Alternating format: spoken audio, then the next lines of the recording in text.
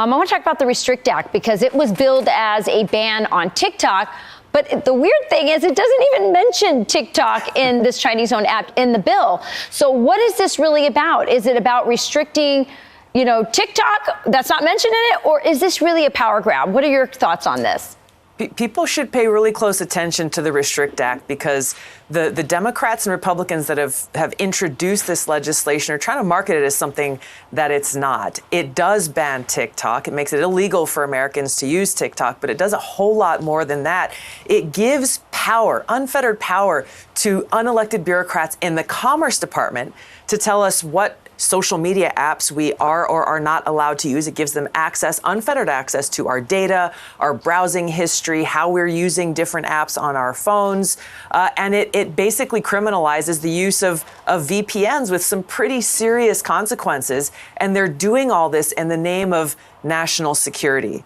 Yeah. Now, this sounds a whole lot like what we saw with the Patriot Act. We, as the American people, need to be smart enough to not fall into this trap again, where ultimately we have, again, people who took an oath to support and defend our Constitution, our civil liberties, our rights, but they are hell-bent on taking those rights away and dangerously in this bill, the Restrict Act, not even allowing us to challenge their actions through our court system. Yeah. This is a very serious bill that threatens the very foundation of our democracy and our God-given rights that are enshrined in the Constitution.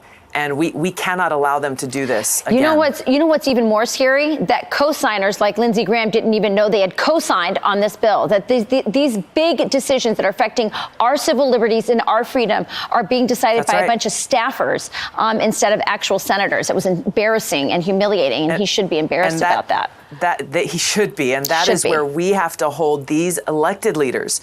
They work for the people. We're the ones who get to hire and fire them, and we have to hold them accountable to do their job. The Restrict Act, or better known as the TikTok bill, is a wild Trojan horse. Under the act, if you're caught using a VPN to use TikTok after they ban it, you're gonna get slapped with a $1 million fine and get thrown in prison for 25 years. And it's not just TikTok. This will apply to any app made by foreign adversaries that they decide to ban. And who are the foreign adversaries? Any country the government decides to slap that label on. That means whatever foreign app or foreign tech the Department of Commerce wants to ban, they can ban it. This bill also gives a lot of power to unelected officials, and if you violate the law, well, you can be tried in a literal secret court. Quote, gag orders, secret FISA court proceedings, public information blackouts, and special administrative exemptions. If that all sounds familiar to the post-9/11 era, you'll get where this is going. And guess who's pushing this bill?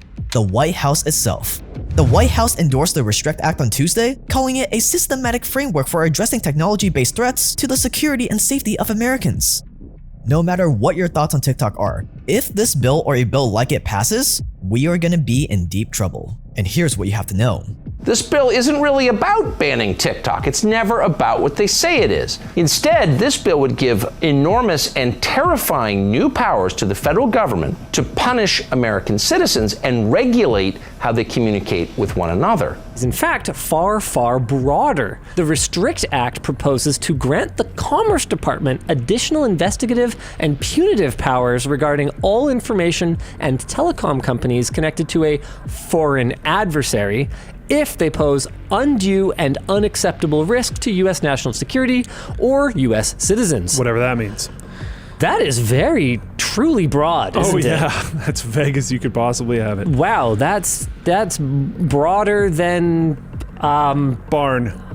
I mean, yeah, I was... The broad side of it. Yeah, very broad. Yeah.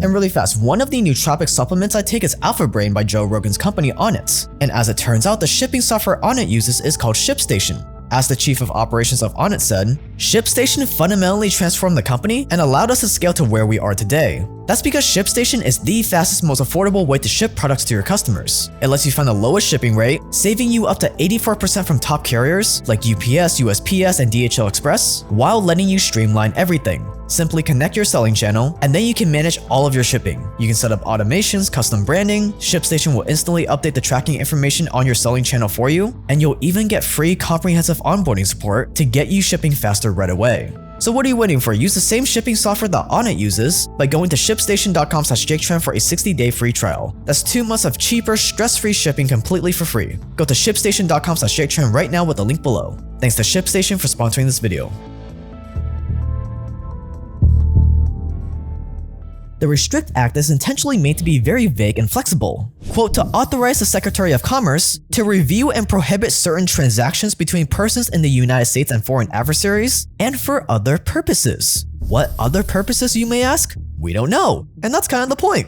The people enforcing this could bend the law to fit whatever agenda they want. And starting out, the bill would specifically target these 6 countries: China, Cuba, Iran, North Korea, Russia, and Venezuela under President Nicolas Maduro. If any sort of technology from these countries is sold to 1 million Americans or more in a year, the Department of Commerce would have the right to investigate and mitigate any risks associated with it. And by mitigate, they mean ban the app outright or force them to sell the business to an American company. I don't know about you, but that sounds very much like a free market to me. And if they think someone is violating the Restrict Act, they have all the power to authorize additional surveillance of US citizens' online activity. So more surveillance. Under the bill, the Commerce Secretary can demand information from any party to a transaction or holding under review or investigation. In theory, a company designated under the bill, such as TikTok, could be required to cough up user data during these investigations. So not only could the government ban TikTok for collecting data on American citizens, they could also go to TikTok and force them to share their data with them before they're banned. But isn't this exactly what they're mad about China over? The fact that China can make TikTok hand over US data at any given moment? This bill will give the American government the exact same power. So what this tells us is that the US government isn't against authoritarianism, they're just against it when it's not them that has the authoritarian power. And that's not where it ends.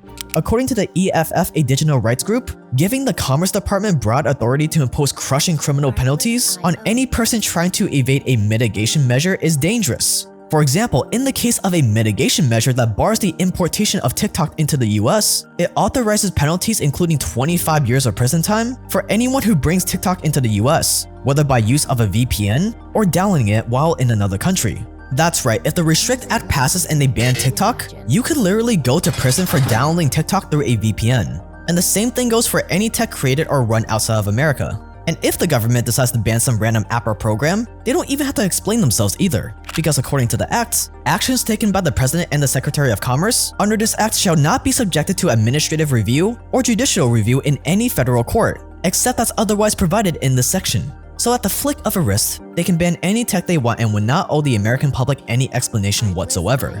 But if you thought it ended there, oh, you're sadly mistaken. Interference and manipulation of federal elections, which could mean you're just skeptical or you're gullible and you bought into some conspiracy theories and you're talking about them. And instead of just being able to just talk like a nonsense person, you get jacked. Man, this is all so open to interpretation. Yeah. Impact to the country's critical infrastructure and digital economy. The end digital economy is included in there. Like, what does that mean? If Elon posts a Dogecoin image, immediately Dogecoin goes up, right? Yeah. Doesn't that impact the digital economy? So what does that mean? Yeah. I don't know. So what if he says the crypto is bullshit because he believes it? Well, doesn't that impact the digital economy? Yeah, they could arrest him. But do the makers of this bill have anything to say about this? Nope. They say that this bill isn't that bad, that if TikTok gets banned, things will be okay. Another TikTok copycat would just pop up and take its place. And the mainstream media is just eating it up. The problem with legislation, right, is not what they do. It's what they write down that they could do and then slowly frog boil over time. That's why there's so much concern over this. And the perfect example of this is the Patriot Act.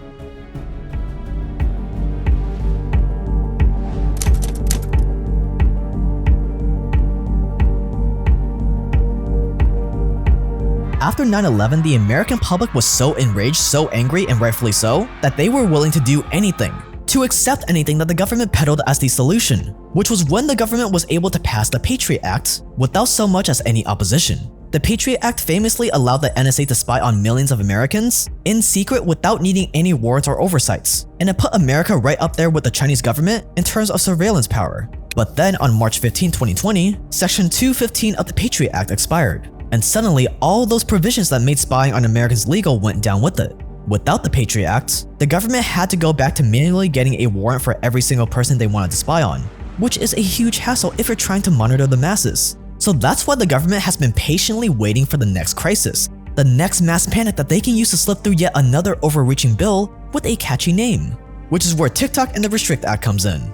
Before it was terrorists, now it's China. And just like before, China is actually a big threat. But is it enough of a threat for us to give up this much freedom? To give the government this much power? There are two main reasons why we might not want to do this. The one would be the First Amendment to the Constitution. Speech is protected whether you like it or not.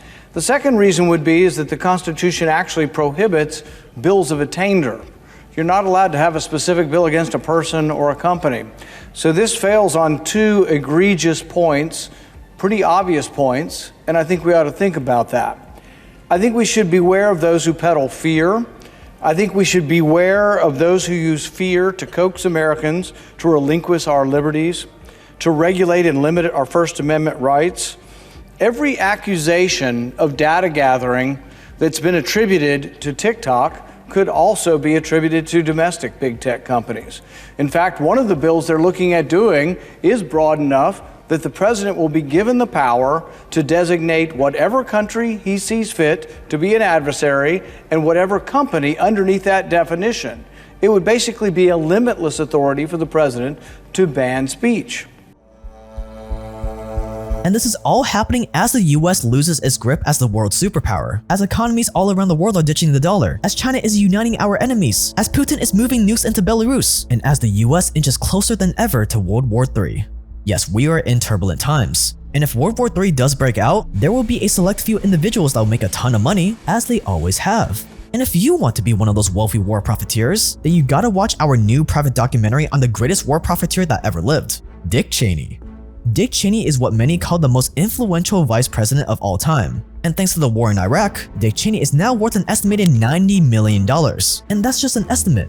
And it was all because he mastered the dark art of greasing the wheels of Washington. And we expose his exact strategy in a new private documentary that you can watch right now by clicking the card on the screen. This documentary is part of our YouTube membership, where we post videos that are too controversial to be monetized, and members love this video. So click the card on the screen to watch now.